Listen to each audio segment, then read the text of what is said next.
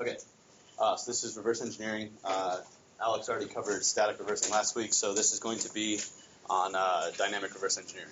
We'll get into what that is in a minute.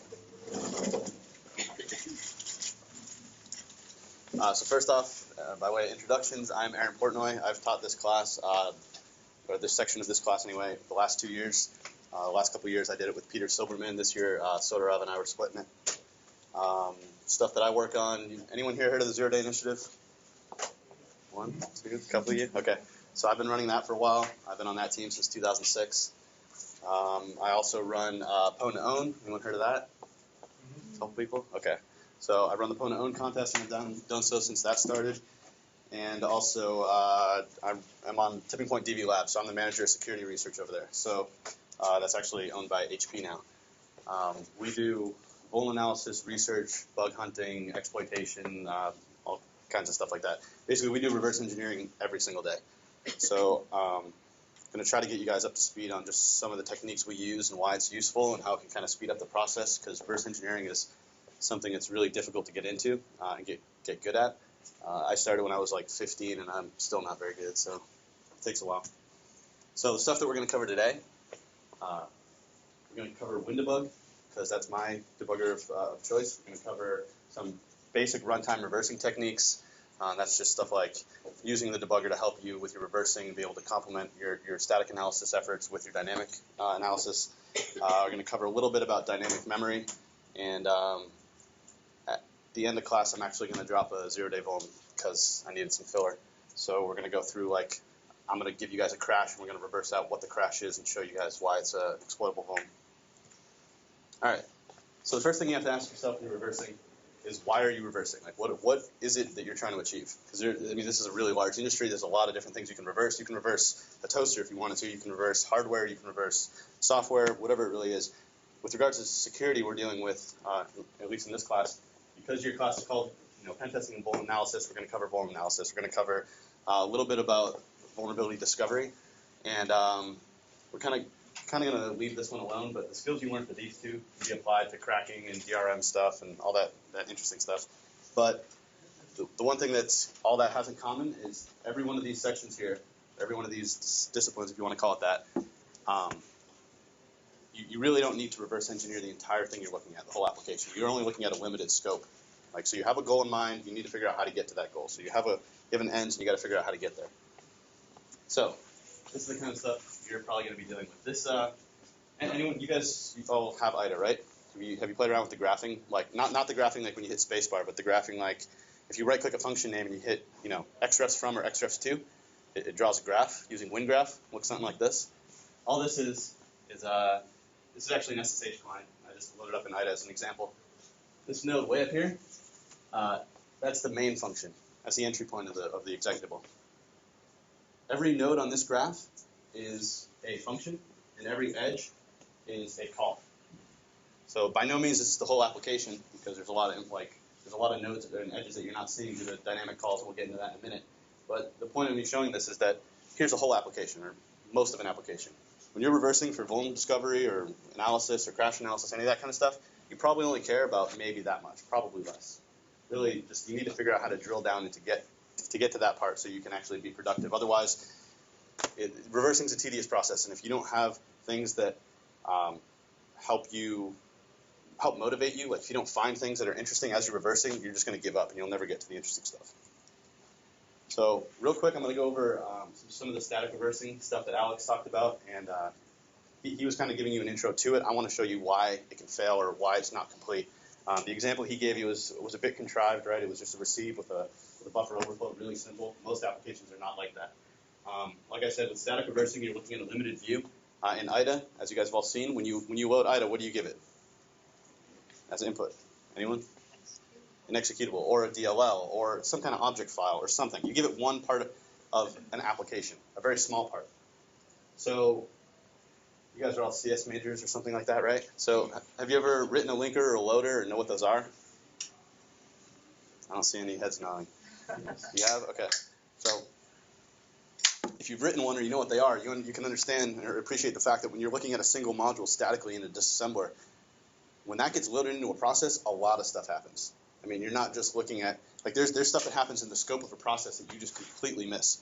For example, stuff like this. If you're looking at IDA and you get a call EAX, that's not a direct edge on that graph that we were looking at earlier. That's a call something dynamic. EAX is a register. That can be anything. It can change. Sometimes you can't reverse backwards from here and figure out where that came from. In this case, you can say IDA commented it for you and says, D word, that address. And all IDA is telling you there is that there is a D word in the .data section of the binary. You have .text for code, .data for data, resource section, import section, stuff like that. It's saying that the value of this, it determines somewhere up here that it's actually this D word. If you look at that D word in IDA, you see a question mark. It just means it's undefined. There's no value there, which you can infer means that when you run this application, something puts an address here that's valid, and it gets put in there, and that call actually resolves to something. So the point I'm trying to make again is here is another call graph, right? You have function, calls function, and so forth. If you have any of those dynamic calls, any of these, there might be some implicit edge that you don't know about, like this. So if you're looking at a graph, you're not going to see any of this. So you get a very limited view. And statically, you're only going to get this top part. You won't even know about any of this. So that's why runtime analysis is so important, because you can figure out all these different relationships and figure out how big the thing is you're actually looking at and what you might want to dig into.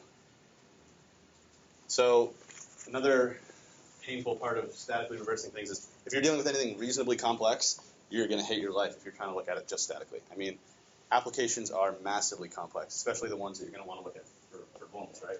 So you want something that's popular like Flash or Shockwave or Windows Media Player or QuickTime or Word or any of those. Those code bases are absolutely gigantic. And reversing anything like that statically is a huge pain. Statically is good for looking at it and going, okay, this looks interesting. Let me mark that for later.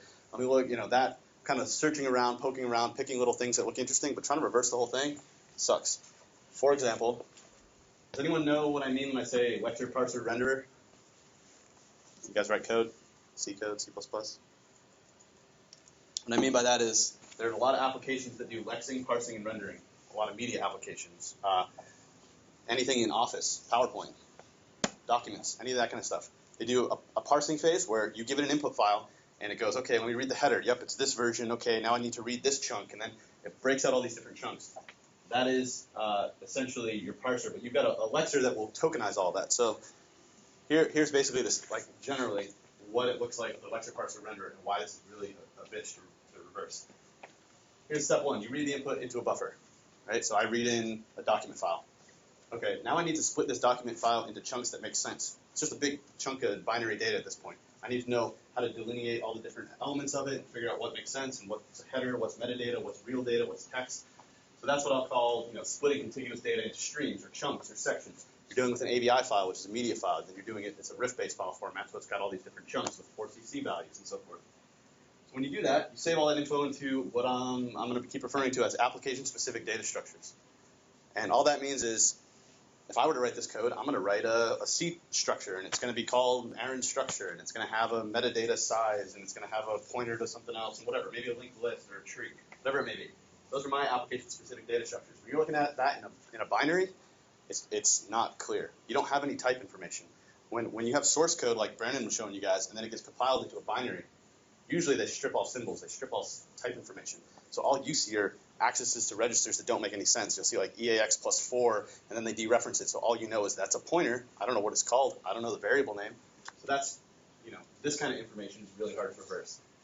And then, of course, you're going to pass a lot of that data to a lexer. So that's a lexer. Think of it as like a tokenizer.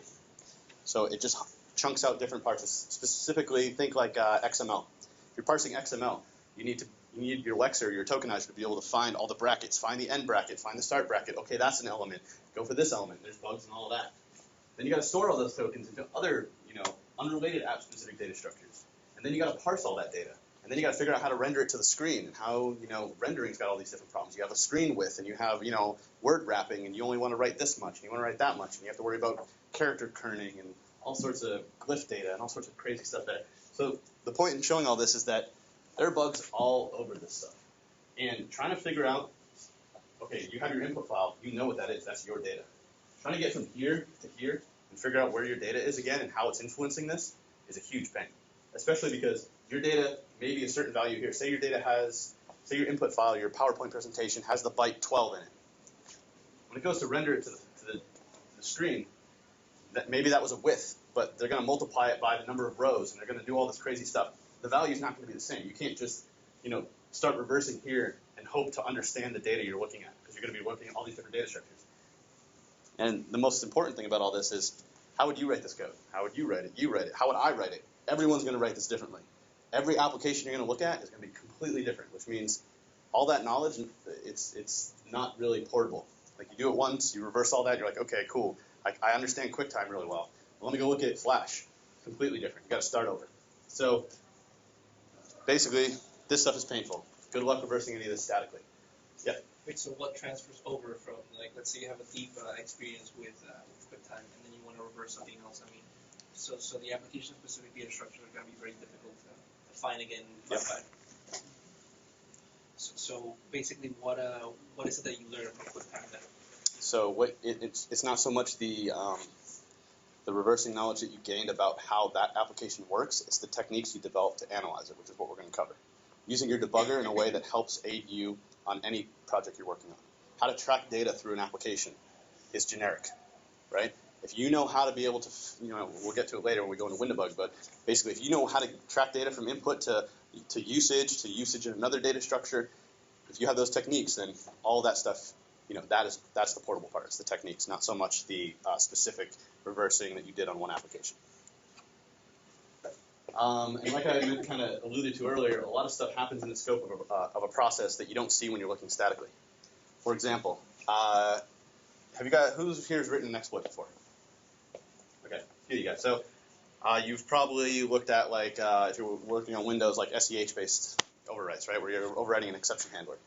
Well, exception handlers are all module-based. Like, a certain module will register an exception handler. It gets added to a global list of exception handlers, and when an exception occurs in a process, it walks this list and figures out who can handle it. Now, if you're looking at one module, you only see the scope of that module. You have no idea. Is this the first exception handler? Is it the last one? Where is it in the scope? I have no idea. You can't figure that out statically. Linkers and relocations and module dependencies, that has to do with what I mentioned earlier about linkers and loaders. For example, if you have a specific module and it requires NTDLL, what does NTDLL require? What does, say you're looking at any given module, and you need to know exactly how that looks in the application. Well, the most basic of basic things about that module is not going to be the same in the process, and that is the addresses. So when you look at the addresses in IDA, the addresses that IDA chooses to show you in the disassembly are the ones that they're indicated by a header inside that DLL called the preferred base address. It's called preferred for a reason. It's called preferred because when you load it into a process, the loader goes, this is where it would like to be loaded in memory. However, if there's a conflict, I'm going to relocate it and put it somewhere else. So when you're looking in the debugger and you're looking in your disassembler at the same module, the addresses might be completely different. So that's some other stuff that you're not going to see statically. You just don't know because you don't know what the process memory space looks like. You have no idea where it's going to start putting stuff. Dynamic memory, we're going to get a little bit more into dynamic memory later, but the stuff that Alex was showing you with the stack buffer overflow, that's static memory. That's like a car, buff, whatever, right? So that's on the stack. It's not changing. It's an array. Dynamic memory is anytime you're seeing malloc calls, stuff like that, where it's dealing with heap. We'll get into why that's tricky to deal with later. But statically, you have no idea. You can't look at a mem copy and go, oh, that buffer is of size X. You don't know because it's dynamically resolved, meaning it needs to be calculated at runtime. Stuff like global variable values, which is the thing I showed earlier where it was making a dynamic call and you didn't have that value of where that call was going, that's a global variable. That's something you don't get statically. And this is a kind of tricky one, but what I call out-of-band data. So say your module is like, you have all this code flow it can go through, and you're reversing it and you're like, wow, I'd really like to get over here, but I'm not sure if I can. Well, it could be because there's a comparison for some data that they pulled out of the registry. Maybe there's some data at runtime that they query a database and figure out if you have privileges to get over there. Maybe it's a state machine, and those are really painful to reverse, where you have a loop that just goes and there's a state counter that changes and it goes different ways depending on how all that works. Out-of-band data is just data that's not part of the module you're looking at that can influence how that module executes. So the point of all this anyway is to show you why static analysis is useful for some stuff, like a contrived example when you're looking at a straight-up stack overflow from a receive. Yeah, you can reverse that pretty easy. If you're going to look at anything in the real world, you're going to need a debugger because statically it's just not going to cut it. So, any questions so far? No? All right, when we get to the demo portion of all this stuff later, if you guys have no questions, I'm going to have Dan assign it for homework. You said, like, when a guy is loaded into the EAX register, the pointer gets dereferenced. Does that mean that it just doesn't have the name of the variable that it was stored in along with it? Are you talking about where that call EAX happened? Or what does dereference mean? Dereference means if you have okay, so any register at any point when you're debugging, this is really important. Anytime you're looking at a register, it is one of two things. It is either a value or a pointer. If it's a pointer, it can be dereferenced. By pointer, I mean it's an address. Okay, I see. So when I say dereference, I just mean you're dereferencing that address, like think in C, right? You're saying what's at that address in memory. Yeah, make sense? All right, so dynamic reversing. Just going to define this as dynamic reversing is focused on performing all your analysis during runtime. If you want to think of this theoretically, dynamic reversing introduces a new state to your analysis, or rather a new dimension to your analysis, which is state, meaning if you're looking at a debugger, you have context. Right? If you break an application, or by break I mean stop an application from running at any point during its history of running, you are currently at a specific state in that application. The registers all tell you something about how it was executing. You can look at the call stack, which is ESP. That'll show you where you came from. You have a path of how you got there. And that all is very useful information. We'll get into that in a minute. Basically, dynamic reversing is intended to supplement all the stuff that you're going to do statically, like the dynamic calls I was talking about, like the out-of-band data. Like, can I get to this interesting thing? Like, if you're reversing statically and you find what looks like a stack buffer overflow, it'd be great to know if you can get there. It'd be great to know if that data was even yours that's being copied into that buffer.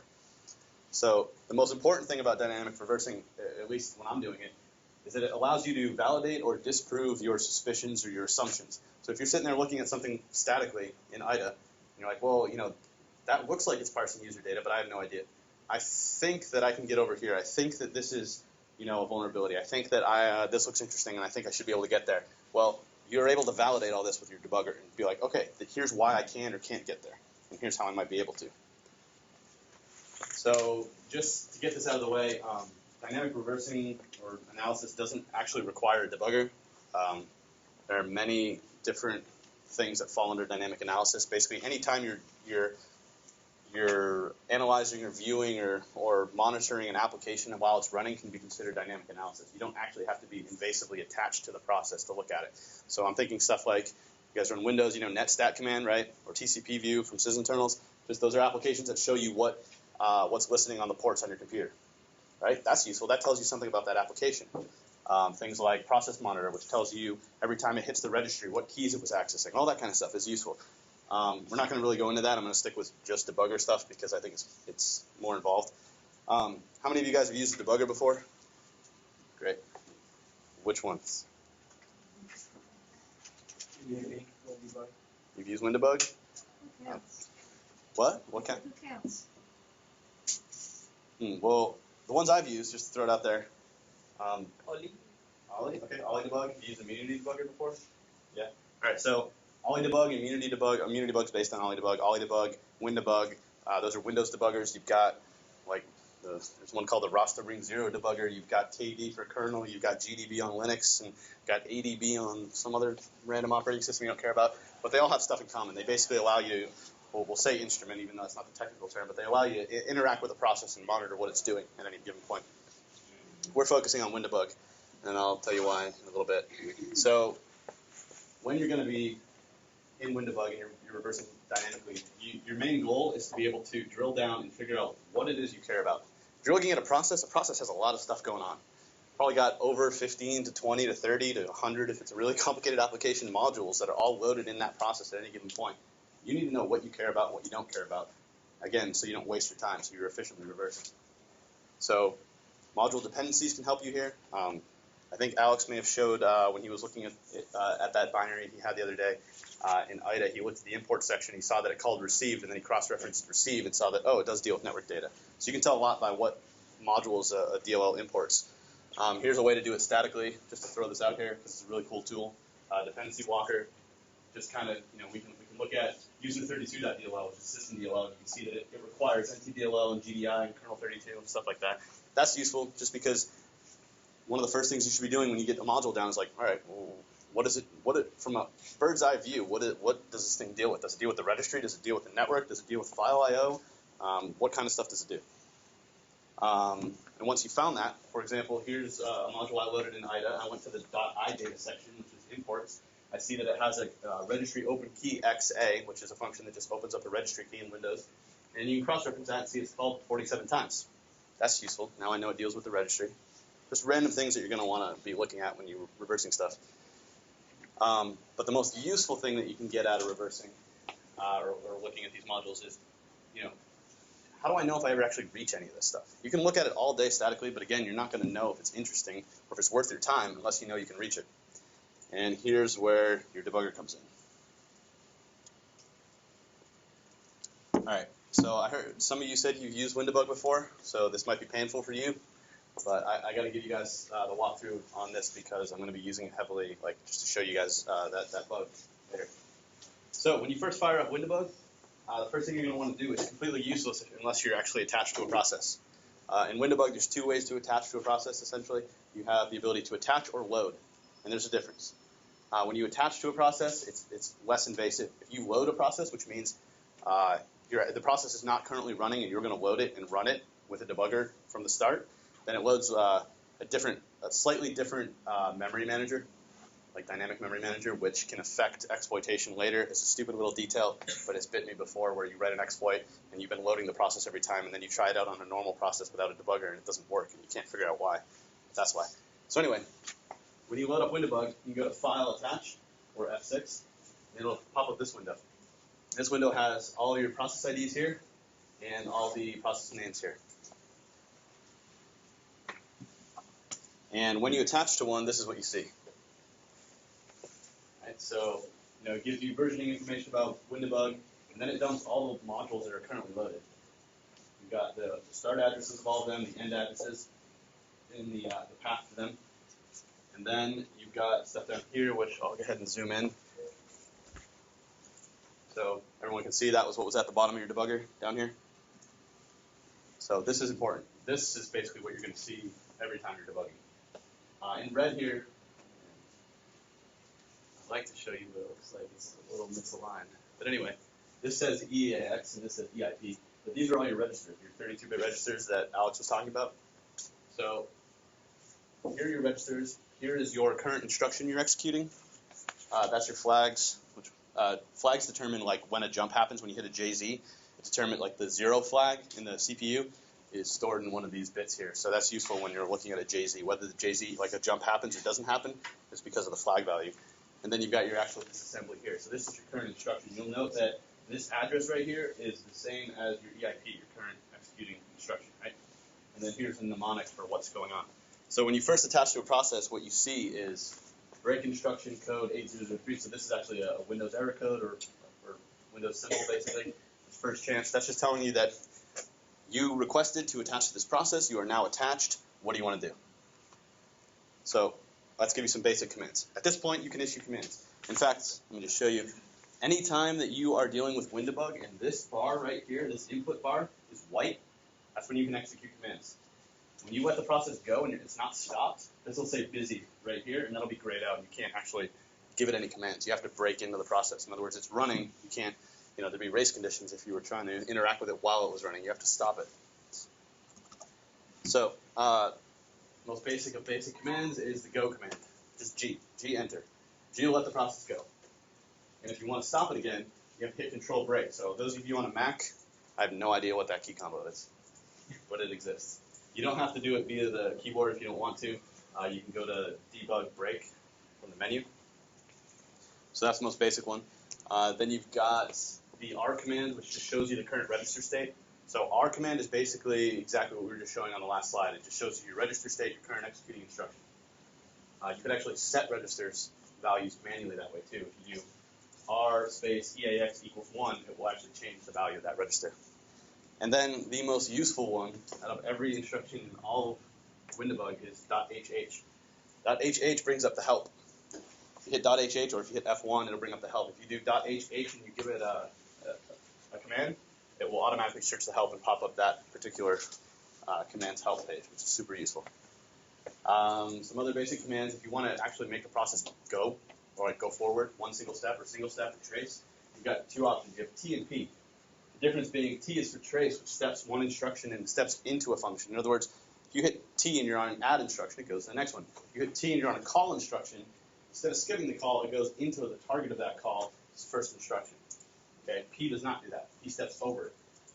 Some random useful stuff like TC. Like there's variations on all these, which is why you want to read the help. There's a lot of variations. But like if you execute TC instead of T, it'll actually trace to the next call, which is useful. And then you've got this command, which we're going to be using later, PT, which tells it to single step all the way till the return of that function. We'll get into why that's useful in a minute. These slides are going to be online, I hope. So you're going to want all this. But if you go to windowbug.org, they have some random person made it. It's not like Microsoft sponsored or whatever, but it has all sorts of commands and Windowbug help because you're going to need all this for the homework, so I assume, and probably the midterm. So anyway, another really huge advantage of Windowbug is its symbol support. You guys know what symbols are? Yeah, all right. So symbols are awesome. Not every application has them. In fact, quite a lot don't, but Microsoft applications tend to. In fact, Microsoft, Apple, Chrome, Citrix, all those guys have symbol servers that are publicly available that serve you symbols straight to your debugger. And the way that you say that you want to receive those is you go to File, Symbols File Path, and you put in a string here, which has to be of that format. Don't worry about what it really means other than you need SRV, asterisk, and then your local path, asterisk, and then the remote path to the symbol server. Windowbug.org lists that URL if you ever need it, or you can just Google Windows or Microsoft Symbol Server. And this kind of stuff is really useful because here is a call stack. Right now, the process is stopped at memcopy. Like somebody just called memcopy.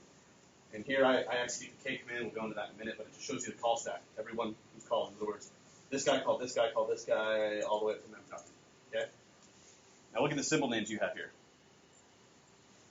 As a general thing to notice, anytime you have symbol names that have really large offsets like that, like 92D, 9B3, 220E, something strange is going on. And about the format here, the way how this is trying to show us this is we've got NTDLL here, and you have an exclamation point, and then the symbol name, right? So NTDLL is the module, memcopy is the function inside that module.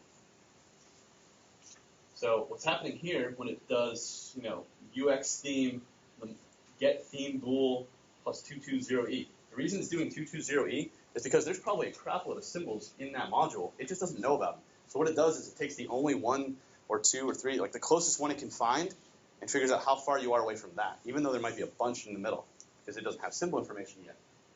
Okay, that makes sense? Yes? No? Okay. So then when we reload symbols, in other words, we do this stuff, and I say, okay, get us symbols so that this will make a little more sense. And then we do the exact same command. You'll see instead of all these really large offsets, now you have stuff that actually makes sense. Define window proc worker, define window proc, like all of that changed. This is the same information here. Memcopy is the same. All of these symbols have changed to ones that actually make a hell of a lot more sense, which is super useful. And then there's a bunch of Windowbug commands that actually allow you to examine symbols or apply symbols to memory, do all sorts of interesting stuff. Examine symbols is useful. It's the X command. The X command, you can give it, in this case, I'm giving it a module, and then the bang symbol, and then you can give it a wildcard and say, find me any symbol that matches this wildcard, and it'll dump those. You can list near a symbol, so instead of actually searching for a symbol, if you have an address in mind and you want to know what kind of data structure it is there, and maybe it's something interesting, you can do ln. So in this case, I'm already at memcopy, and I do ln at EIP, and it tells me, oh, you're at memcopy. Good to know. And then this one is really useful. We're not going to quite get into what you can do with it, but DT is display type. What that allows you to do is basically, if you have an address, say you have the address, you guys know what the PEB is, the process environmental block? No? Okay, the PEB is, it's part of every process on Windows, and it has all sorts of information about how that process works. In other words, it's got all the information about how the modules are located, all the loader puts all the information of addresses in there, it's got pointers to all sorts of interesting stuff. Every process on Windows has it, and there's a lot of really useful information in there. And it's a really big structure, but it's documented, it's on MSDN. And Windowbug has access to that. So if you ever want to know what the value is of a particular field inside the PEB, you can do DT PEB and give it the address of the PEB. In this case, I'm dumping RTL critical section. And all that's showing you is, okay, it's a structure. It has, 1, 2, 3, 4, 5, 6 elements. There's their sizes, there's their names, and there's their types. That's really useful. That tells you the difference between pointers and integers. That's useful. Now, what's really cool is if you actually apply that to an address, it will parse out all the data at that address and fill this in with the values as well in the debugger. And what's really cool is if any of these are, for example, this is a pointer to critical section debug. DT can actually can be invoked recursively. And you can tell it, apply this symbol to this address, and for any other symbols you find in there, apply the proper symbols for all of those. And if you ever execute that on the PEB and you say do it recursively, it'll just print for like 3 minutes. So RT alphabetical section is like a structure? Mm-hmm. Okay. And then like DT is like showing you the contents of the structure? Yeah, you can use DT a couple different ways. So if you just give it like I did here, I just say DT structure, it'll just give you the structure there, which is the same thing you can get from MSDN. However, if you say DT structure and then you give it an address, it will actually apply that and go, okay, the first element is 4 bytes and is a pointer, and it will print it out like this, but it will actually give you the value as well, which is useful. And then, like I said, you can apply it recursively, so anything that is not a static pointer or value and it actually points to another symbol like this, it will also dump that and it will indent it out. So it'll be like, here's a PEB and that points to this object, it points to this, and it's pretty useful. Okay, a little bit more about the address space. So I just got to get through all this stuff because I'm going to be using it and I don't want you guys to be lost. LM. So LM command shows you the listed modules in your current process space. If you just execute LM, you get this, or something like this. It just tells you, here's the start address, the end address. These are the addresses that were determined by the loader, right? So remember how I said if you're looking in WinDebug and you've got your address in WinDebug of the module you're looking at, it may not match up to these things, so you have to double check all that. And it gives you the name and all that. You can also do, you can search with LM, M, and then a wildcard like that. And then you can get all sorts of really useful information by doing bang LMI. So any command in WinDebug that starts with an exclamation point is an extension. That doesn't matter too much, but just for your knowledge, I do bang LMI, it's invoking the LMI extension.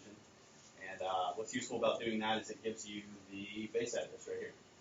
So that's the base address, which is what's going to correspond, which like if you're looking at IDA and you have a module in front of you and the addresses aren't matching up in WinDebug, you can do bang LMI in the debugger, figure out what the base address is, and then you can rebase your image in IDA so that it reflects the image in your debugger, so the addresses are exactly the same. Make sense? When you're reversing, you only care about specific modules in the process space. So if you look here, you'll see all of these. These don't have any paths associated with them, right? It's just the name of the module. These have paths associated with them. However, those are system 32. These are all also system 32. If they don't have a path involved with them, or like on that line, that means that it's from the default path, which is system 32. The only one that doesn't is this one here, C drive, program files, whatever. That's what you care about. You don't want to reverse how NTDLL works, unless you're crazy and you're doing something like Val6 heap research or whatever, where you have to look at that kind of stuff. But in general, if you're reversing an application, you only care about that application's code. You don't want to, or as I say here, you want to avoid STDs, or standard libs is what I'm referring to there, where you only want to reverse the application-specific code. You don't want to reverse the standard libraries on the system. Some other useful stuff. You have all these exceptions, like things that WinDebug can handle for you. Like if an exception happens in the process, what do you want to happen? If a new child is spawned from that particular process, what do you want to happen? If an illegal instruction happens, if a single-step exception, if any of this stuff. The most useful one that I use all the time is if a new module is loaded. In other words, if you're looking at a process, say there's a specific module you care about that you're reversing, right? You're looking at it statically in IDA. You look in your debugger, and it's not even in your debugger right now. You're like, okay, why? Well, something didn't happen yet, and it hasn't needed that code yet, so it hasn't loaded it in the debugger. But I'd like to know when that does happen. Well, you can set the exception for LD, which is library load. I don't know what the LD stands for, but probably load. So set exception enable library, and then you give it the module name. So I can say, like, when this module is loaded, let me know. And then you can just let the process go. Then you use the application, see what happens. As soon as that module is loaded by the process, when it calls load library on it, it'll stop the process for you. Which is useful because if you're going to set breakpoints in that, you can't easily set a breakpoint on a module that's not loaded. You can using deferred breakpoints, but we'll get into that later. Some general usage stuff. When you're referring to anything in WinDebug as a register, you should prefix it with an @ symbol. If you don't, Windowbug's going to try to look that up as an actual symbol. In other words, if I write an application and I use function names like EAX and EBX and ECX just to screw with people, and they're trying to debug it, it'll mess up. You know what I mean? Like when you're in Windowbug and I exported symbol information, you're your debugger and you're like, oh, dump me at EAX. It's going to dump them a function. And they're going to be like, why is that happening? So if you prefix in your debugger with an @ symbol, it tells Windowbug, I'm talking about a register. I'm not talking about any symbols. Don't do symbol lookup. You can reference addresses all sorts of different ways. You can give it an address like a base 16 number, like 0x that number. You can do it by module name. You can do it by symbol and module name, which is what I was showing earlier, where you have a module name and an exclamation point and a symbol. You can do it by offsets. In other words, module, bang, symbol, plus some offset. Just general use of stuff, if you're setting breakpoints or you're dumping functions or whatever, you can kind of reference them this way.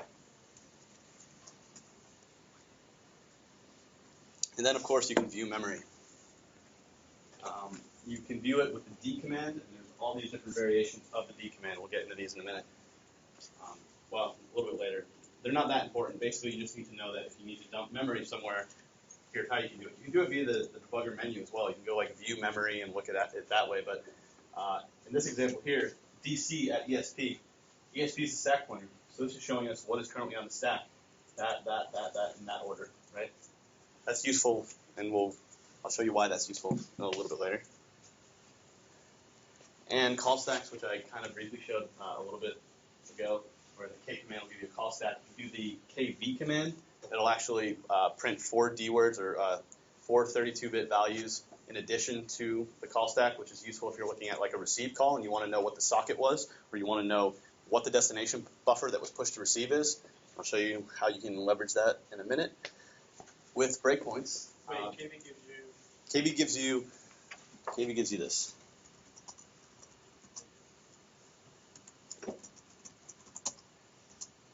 All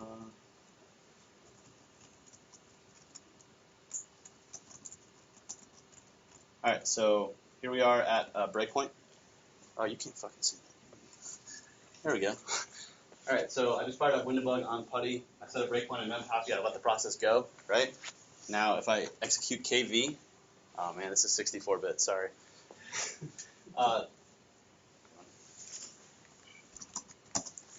So, yeah, this is 64-bit addresses, so they're not 32-bit. So sorry that it's so long. But basically, what it's showing you is your stack address.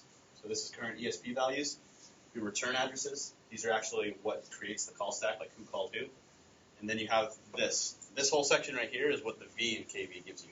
And those are the values, or the if I want to call receive, I do push socket, push, or push buffer, push size. Like it's arguments, yeah, exactly that. So a lot of times they don't know how many arguments that they should be showing you, but they show you, by default, in this case 4, but you can change that. If you look at .hhk in Windowbug, crazy amount of options you can do there. And what's child SP? Child SP is a stack pointer. Okay. I'll show you exactly what that is in a minute. But first, let's go into breakpoints. So all this stuff I'm going to use in a minute. I just need to get you guys up to speed real quick. So breakpoints. As you guys probably already know, you said you've used debuggers before. You've got software breakpoints and hardware breakpoints, right? Software breakpoints. Anyone know what a software breakpoint actually does to the process? Not using. No one? Okay. So Put like a piece of code in the actual function itself. Yep. That's exactly what it does. A software breakpoint, actually, when I say breakpoint at memcopy in Windowbug, if you just do BP memcopy, it actually injects a byte into the program. It injects a CC, like the opcode value of that instruction is CC, which is an int3. And then what that does is an int3 is actually an interrupt, which gets raised up to your debugger when you hit that instruction. So when I say breakpoint on memcopy and then I let the process go and memcopy gets hit, it's only because the process was executing and it hit the int3, which caused an interrupt to be called, which called Windowbug to go, oh crap, that's my breakpoint because I know I set that. Let me handle it, right? So you can actually have int3s in code legitimately. In fact, I've seen it in Safari, reversing Safari, I think, and it's in QuickTime. It's in Firefox. Coders themselves will actually put int3s into their own code when they know they've messed up, which is kind of funny. Like, if they know that they might be corrupting memory or they had some kind of a problem, they'll essentially, instead of doing an assert and bailing, they'll put an int3. which, if you don't have a debugger attached, will crash the process. So you'll see them all over the place. Anyway, so that's software breakpoints. Software breakpoints actually inject a CC byte into the process. Hardware breakpoints actually, they don't. Hardware breakpoints are just that. They're hardware based. You have a limit of 4 of those on current CPUs. You can set them in 3 different modes, either read, write, or execute. And again, you only have 4 of them, so they are probably the most powerful type of breakpoint you can use, but you have to use them sparingly. So the syntax in WinDbg is BA, which means break on access, and you do a space, and you either do read, write, or execute. And then you give it the bit width, which can be 1, 2, or 4, which just means, did they access 4 bytes, 1 byte, 2 bytes? You know, which one do you care about? And here's just some examples of setting breakpoints. I'll show you why these, or how to use these in a minute. And then you've got conditional breakpoints. So you can say, just like you did with the other breakpoints shown prior, you can do breakpoint address, and then you can put an arbitrary expression here. And they take MASM syntax or NASM syntax, if you guys know assembly or have coded in assembly before. And here's just a really, really simple example. Breakpoint NTDLL plus hex 200, and then you basically quote, and all the syntax for this is available in the help, but I'm doing like, if register EAX is less than hex 20, don't do anything. In other words, that'll raise it to the bugger and stop the process. Otherwise, let the process go. And you can imagine when that's useful, right? There's plenty of reasons, but I guess we'll show you when I get into WinDbg why that can be really useful. And then if you've set a bunch of breakpoints, here's how you clear them, here's how you disable them, here's how you enable them, and list them. So you've got the BC command, you do BC space 0, 1, 2, 3, or you can comma separate them, and that'll clear a breakpoint. In other words, completely remove it. BD will disable them, BE will enable them, and BL will list them. Really basic. Yep. Are there any enormous discrepancies between WinDbg and GDB in what you've covered so far? For example, setting breakpoints or? Yes. I mean, the syntax is all different, first of all. Yeah. And the symbol support in GDB is absolutely terrible compared to WinDbg. Yeah, there's like the GDB obviously doesn't work for Windows, right? So you're missing a lot of the application specific, like the Windows specific stuff that WinDbg can support. WinDbg was written by Microsoft, so it has amazing symbol support for all the different things that happen in a process, like the PEB, or like all the module information, or how they're all loaded, or most importantly, the heap. I'm going to show you a command called bang, or an extension called bang heap in WinDbg, which is available by default, and it's something that GDB will probably never have, just because, well, we'll get into why later, but I guess you'll see. It'll become clear why WinDbg is a lot different from GDB. So how do we use breakpoints? So we understand that they're very basic and you have the syntax for them, but what is an actual use case for a breakpoint? In this case, we're going to breakpoint on WSA receive. So you can glean runtime information from the debugger when you've got a breakpoint set on stuff that you care about. Intelligent breakpoint. So if you go to MSDN, you can see the WSA receive function takes a socket, it takes LP buffers, it takes a D word, which is the count, and all these different arguments, right? So here's what the stack looks like. I don't know how much you guys have played around with this. I know Alex mentioned it the other day. This is this is the stack at the point of which an application has pushed arguments to receive and is about to call it. Okay? So at the top of the stack, you've got the save return address. That happens when the call instruction is executed. It's implicit. You don't see it happen, but it saves the return address on the stack. That's how when you do the K command to show the call stack, it shows you the return address there. And then you've got ESP plus 4 plus 8 plus hex C plus hex 10, 14, 18, and so forth. And those are your arguments in reverse order. Remember, if we go back to receive, you've got S, LP buffers, DW buffer count, S, LP buffers, DW buffer count. LP buffers is actually a pointer to this structure, right? So this is what the stack looks like when it just called WSA receive. And this is useful because if you're breakpointing on WSA receive, now you can set a breakpoint, and remember how you can give it commands with the expression? You can say dereference ESP plus 4 and dump that to the screen, or whatever it is you want to know about. Or tell me if WSA receive was called with a length more than 100, stuff like that. Here's the point at which you are about to return from the call of WSA receive, meaning you're at the end of the function. It's got your local variables, your save EVP, EIP, and your arguments. Don't worry too much about this. I'm just trying to explain why at any point during the execution of any of these functions, you can grab data out of it and figure out and act on it. So we'll just skip that. But it's basically this, right? here's output from my debugger. So I set a clever breakpoint, I'll call it, on receive. And all that does is every time receive is called, it says receive was called with the size of whatever. And there's your size. Here's your data that was actually received. So instead of having to sit there in the debugger and manually go, all right, well, what did it receive? Okay, let me dump at this address. You can just have it automatically do it for you. Automatically dump the call stack. Automatically set a memory breakpoint on the buffer that was at 188.38, right?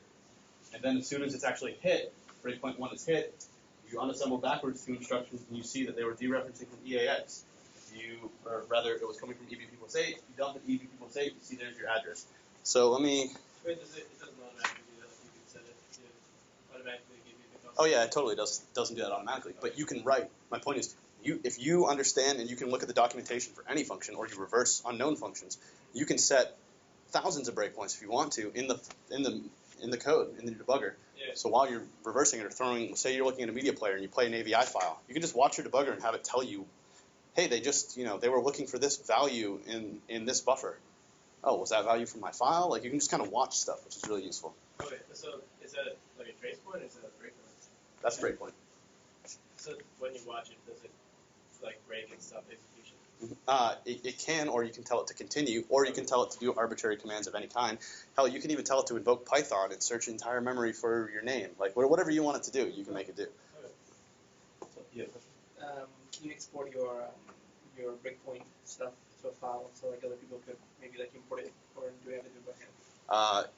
Yeah, I've got a bunch of breakpoints if you want them. Actually, someone on my team was going to post a blog entry on the DV Labs page with what we call pre-print breakpoints, which does exactly that. So not only can you do it on known functions that you're looking at MSDN or you're looking at a man page for, you can actually do it on what I'm going to call implicit functionality, right? So you've got some instruction sequences in, I don't know how much you guys have stared at x86, but there are certain implied instruction sequences that do operations that the developer may have written as a function, like call memcopy, but instead that translates to like one instruction in assembly. For example, this kind of stuff. Anyone ever see rep move SD? Yeah, I know you have. Rep move SD, you'll see it in your disassembly. The developer of that code may have actually written call memcopy. However, the compiler is like, well, I can do this with one instruction. Why do I need to make a call? There's overhead associated with a call. I need to push arguments to a call. The call needs to clean up the stack and return. Why not just make it one instruction? So I just want to kind of show you guys. Actually, let me cover this real quick because this might be confusing. Alex kind of covered registers with you guys, right? You know that they're all 32 bits. You know there's 8 general purpose. You have the stack pointer, the frame pointer. What you might not know is compilers on Windows reserve or use a lot of these for specific reasons. How do I explain this? In the Intel documentation, they'll talk about a lot of functionality, like let's see how to explain. So you've got EAX. If you're looking at Windows and you look at EAX value, after a call, EAX is almost always going to be the return value of the call. In other words, if you call memcopy and it copied 20 bytes, EAX will be 20 after the call. That's implicit. You don't see that happen. Okay? You'll see it if you dig into memcopy, but it's just a general rule. EAX is almost always the return value. ECX is the counter and various rep operations. So the rep move that we're going to go back to in a second, ECX is going to be how many times that happens. You're not going to see that. It's just there. It's part of how, if you read the Intel docs, you can see that. I'm just trying to cover this stuff because it's going to be confusing if you don't know it. If you're reversing C++ code, you might see at the start of a function that they're using the ECX register for no reason. You can't figure out why. It wasn't referenced before. It didn't come from a stack variable. They're just using ECX, which violates some calling conventions or standard calling conventions. But in C++, you guys are familiar with the this object inheritance, right? If you have a function or a class that inherits from another class, that there's a this object, which is the parent, right? In C++, well, in assembly, the ECX register on the start of a function is going to be a pointer to the this object, which is extremely useful. In any of those rep operations, ESI and EDI are going to be pointing to the source and destination. Right? Make sense? I'll show you that in a second. And then EBP, as Alec mentioned, is usually the frame pointer. However, it can be used as a general purpose register. That's up to the compiler. And real quick, a few of these registers can be split. EAX, EBX, ECX, and EDX can all be split into different bit widths of themselves. In other words, EAX you'll see in assembly. Sometimes you might see AX, AL, or AH. These are just different. They're all using EAX. They're just referencing different parts of it. AX is referring to 16 bits of it. AL is referring to the low 8 bits, and AH is referring to the high 8 bits, right? EAX is always 32 bits. But if you ever see references like this, it means that they're chopping it up into different parts. So you might see that in assembly. Just know that that's EAX. EDX is the same, except DX, DL, DH. All right, so back to these implicit operations. If you see a rep move like this, all that means is it's going to, rep is a prefix. It's opcode 66, I think. So the instruction is actually move SD. Rep is just meaning repeat it ECX times. Repeat it, whatever ECX is, that many times. And what it really means is rep move ESI into EDI. And now if you break it down even further, what it really means is EAX equals memcopy from source into destination ECX times. Does that make sense? So if a developer called memcopy on their buffers or whatever, it can get translated into a rep move SD. If you're looking in IDA, you're only going to see this right here, which is doesn't make any sense if you don't know what it's really doing, if you don't have an Intel doc handy. But what it's really doing is the following. And then you've got rep store, which does basically a mem set. Then you have rep scan, which basically does like a stircher where it's like looking for a value inside of a register, or inside of a buffer rather. So you can break one on any of these as well. You don't have to break one on functions. You can break one on a rep move and say, or a rep scan in this case. So this will tell you something like the code is searching this pointer for this value foo. Stuff like that's useful. In other words, it's like if you're reversing a network protocol and you throw a bunch of A's at it, it would be nice to crawl the entire IDB for every rep scan that happens and set all those breakpoints in your debugger and have it tell you anytime any of them are hit and what is it searching for. Any questions on any of that? Now that we're done with the boring stuff? No? Good. Memory access breakpoints. So we showed those earlier. That's the BA command, right? Those are really useful because they allow you to, they tell you when an address is touched in any way. So think about it like this. In Alex's case, right? He had a call to receive. You know at receive that the receive gets pushed to buffer. That's the destination buffer of receive. Reads it off the network, puts it into a buffer. As soon as that happens, you can set a memory access breakpoint on the first byte of that buffer and then just let the process go. And the first time that code decides to read the data that came off the network, it will stop the debugger. You don't have to reverse all the crazy stuff that may happen in between. It'll just immediately go, here's where it's using your value, which is exceptionally useful. And then you can actually apply all that information, reverse stuff statically. Memory access breakpoints are really useful when dealing with dynamic memory. How many of you guys know what a memory manager is? How many of you guys have written a memory manager? You guys know what heap is? You've written a memory manager? Okay. I'm sorry. That's That's painful. Yeah, okay, so memory managers are basically, it's a way to allocate memory or get memory back of specific sizes that you request. Now, the manager part of memory management is all the algorithms that determine how to store that in memory. We're doing doubly linked lists, are we doing trees, are we doing B trees, are we doing red-black trees? How is it all being stored in memory? So I have an analogy for that. You guys remember this game? Battleship? Yeah? Okay. So memory management is kind of like Battleship in that you call malloc, and it goes, all right, the most efficient place in my mind to put that allocation you requested. So this is memory space, first of all. Clarify. I request with C code, malloc 10 bytes. It goes, all right, we're going to put you right there. Cool. Very simple. Then if I ask to malloc, 20 more bytes, it might choose to put me somewhere else. Generally, they try to be smarter than what I'm going to show you here. But basically, in Windows, the way it does it is it'll put it over here. It'll do this is simplistic again, but it'll do a doubly linked list. In other words, a forward and a back link. So each chunk points to each other, forward and back. Then you do stuff like malloc another one, and malloc another one, and malloc another one, right? So then you've got stuff like this. And the reason that dynamic memory sucks to analyze and why you cannot do it statically is at any point in any of those allocations, the memory manager can go, you know what, this isn't really efficient. I'm going to relocate this here, put that there, put them all in a, put the ducks in a line, in other words, right? And completely change what the memory layout looks like. And to the programmer, he has no idea. You never see that. You're agnostic to how that works. You just know I have a pointer to a buffer. I don't care where it is. The memory manager handles all that, which changes every single execution. And of course, if you freeze something, it updates it like that. So every time you run an application, it's going to the back end of how all those structures are related to each other and the back end of the memory manager completely different, which is why it's all algorithm based. It's like, what is the most efficient way? If I run Internet Explorer and I open 100 tabs, back when Internet Explorer was one process, you open up 100 tabs and then you close 30 of them. The way the memory looks is going to be completely different compared to if you did the exact same process a second time for many, many different reasons. So that's something that you'll have absolutely no idea about when you're reversing statically. But memory breakpoints can help you with this kind of stuff. WinDbg helps you inspect the heap with the bang heap extension. If you go to the help file, this is the kind of stuff you see. And bang heap basically lets you walk the entire heap.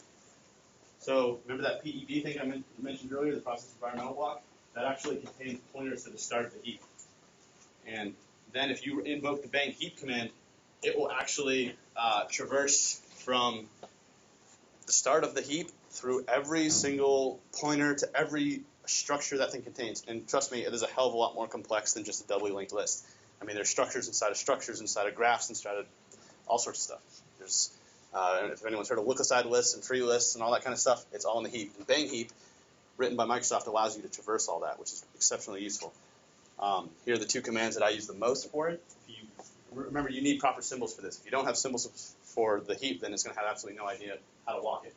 If you do bang heap 0-v, it's saying, give me a verbose output on heap number 0, which is the main heap, and it walks everything, verifying the entire structure, which is awesome when you revert. Like from the ZDI perspective, it's really useful for us because if I run a file someone gave us to the ZDI through whatever the target was, and it didn't crash, it might have crashed on their computer because their memory management was different than mine. Doesn't mean the bug's not legit. So what I'll do is I'll go ahead and break into the process and run bang heap 0-v, and it'll try to crawl the entire heap. And if any pointer is messed up, it'll tell you, like corruption found. Like, okay, cool. There was corruption. Let me investigate that. The heap is really, really finicky. There's trying to figure out why heap corruption occurs from the point of a crash is pretty difficult. You've got some other tools here to help you out. You've got bang heap P-A, -P-A, and then you give it an address. This will actually give you, if you set up your process properly, it'll give you the call stack of who allocated that heap block, how big it is, and where it is located in memory, and where its metadata is located in memory, which is really useful. So just to clarify, bang heap, this right here is called a user mode stack trace database. And that makes sense, right? User mode, we're dealing with the user mode, we're not in the kernel. User mode stack trace database, meaning every time an allocation occurs, the process is actually saving the call stack as to who allocated that into a database so that when you query it from your debugger, it can fetch it for you. And in order to get that to work, you have to use global flags. Global flags is an application that comes with WinDbg, or it comes with debugging tools for Windows. It's called gflags.exe. So if you go in gflags and you click on the image file tab and you type in the name of the process you care about, and you got all these crazy things you can enable to help you debug stuff. I'm not going to go into what they all are, but the ones you care about are create user mode stack trace database, and there's page heap. And page heap. Page heap is really useful. What page heap does is every time an allocation occurs, not only does it give you the allocation back, but it gives you a full guard page or a read-only page, a no-access page after the allocation occurred. Which means if you have any kind of heap overflow, as soon as the heap the buffer is being overflowed and it tries to write 1 byte beyond the end of that buffer, the debugger will stop and say, hey, we have a problem. You can imagine why that's useful, right? Like, stack buffer overflows, overwrite return addresses and all that. If you're dealing with the heap, you're overwriting the next heap chunk after you. Like, think of that battleship thing. If I'm copying into one of those buffers, I can just keep copying all over into other buffers, into metadata, into the pointers. Some of the first attacks on heap overflows were those pointers that I was showing in the battleship diagram there. The first attacks on that were overwriting those pointer values. So you would overflow a buffer, and then you'd overwrite the pointers from the subsequent buffer. So page heap allows you to catch any of that happening. As soon as 1 byte is copied beyond the end of an allocation, there's a whole what's called a guard page behind it, which is basically anytime it's touched, the debugger stops. Super useful. Any questions on that stuff? Yep. Is page heap implemented as like an operating system protection mechanism, or is that just a feature of WinDbg? Depends how you use it. It's supposed to be a feature of WinDbg. When I'm doing stuff that I'm concerned about, I'll put page heap on. Sometimes I just attach a debugger to a process, just out of paranoia. But yeah, it's definitely not supposed to be a mitigation of any kind. It's got a crazy amount of overhead. I accidentally left it on Outlook.exe once for like a week, and I was wondering Outlook would take like 30 minutes to load. I had no idea why. It's because if I allocate 10 bytes it allocates a page. You know how big a page is on Windows? 4K, 4,096 bytes. You allocate 1 byte, it allocates, 4,000 bytes behind that. So for every allocation, and there are a lot of allocations that occur in a process. All right, real quick, I'm going to go into some theory stuff real quick. Graphs and paths, right? This is a graph, right? Everyone understands that? This is exactly what you're looking at in IDA. If you hit the spacebar in IDA when you're looking at the dead listing, it'll go into a graph mode. If you zoom out from the graph mode, you'll see this. Red is a negative branch, green is a positive branch, and a blue is a, there's no condition. It's just a jump. So what's useful about this is if you're looking at any function, this is a very, very simplistic function, but if you're looking at a really complex one statically or even dynamically, you want to know, like, how much of this can I get to? When I'm reversing, the way that I do it is I actually color my nodes like this. So when I'm sitting there reversing, you can color every individual node in IDA however you want to. I have let me just show you guys what my IDA looks like. You can customize the shit out of IDA with Excuse me, are you talking about the IDA we have or the expensive version? this is the expensive version, but I think you can do it with yours as well. Yeah, so, right, see this little icon right here? I think you've got it. And then if you zoom out, right? So you can do that with any function. And get out of the way. Hold on. Right, so before we were talking about how this is a graph. When you color stuff, I refer to it as a path, right? Oh, please. Okay. Right, so here's the function level. You've got a path through it. That's useful. That's the kind of data you can get from a debugger. If you're sitting in a debugger, you can set a breakpoint. Like, say you didn't have any of that. You can actually, in your debugger, set a breakpoint on every single head of every basic block. These are called basic blocks, by the way. Basic block is delineated by jumps, conditional jumps, usually. So in a debugger, you can set a breakpoint on all of these different things and figure out which ones were hit, and then take your information from your debugger, put it back in IDA, and then you know, okay, I hit those different basic blocks. Good to know. Same thing applies for function graphs, right? Setting a breakpoint on every basic block and every function in an entire binary is going to, it'll be unusably slow. But if you do it on function levels, you only have one per function. And I've done quite a lot of large reversing projects where this was immeasurably valuable. So here we can see, we start at this function IML321135, and you can see every function I got to is marked green. In fact, if you mark a function green, if you mark the starting basic block of a function green in IDA, and then you use that graphing, the right-click the function name and you do graphing, like I mentioned earlier, any function that you've colored the first node of will appear colored in this graph, which is pretty useful. So that's essentially what's referred to as hit tracing. You generally don't want to do hit tracing with breakpoints, just because a breakpoint is actually a breakpoint has some overhead associated with it because it does a context switch in the kernel. Don't worry about that. Most people do it with instrumentation, but I don't want to go into that because it's a little more complex. But basically, this process is called hit tracing. You can hit trace inside a function, you can hit trace on functions, wherever you want. So imagine having your entire IDAPRO database marked up with every single location that was hit with a debugger. So say you're looking at Windows Media Player, you have the executable in IDA, you don't know anything about it, and then you say, all right, let me run an ABI file in Windows Media Player live. Gather all the different functions that were hit, and put it all back into IDA. Now you know, okay, here's all the stuff I want to look at. Looking for vulns, here's how it parses all the different parts. Like, you gave it, then you can diff the two, right? So I can give it, let's say a ABI encoded with whatever, xvid versus divx, right? So you can get all the hit traces from a run of an ABI encoded with divx, and then do the same thing with xvid, diff the two, and go, that is the point at which it decided that this was a different codec, right? And then you can enumerate all the other codecs it might reverse, or it might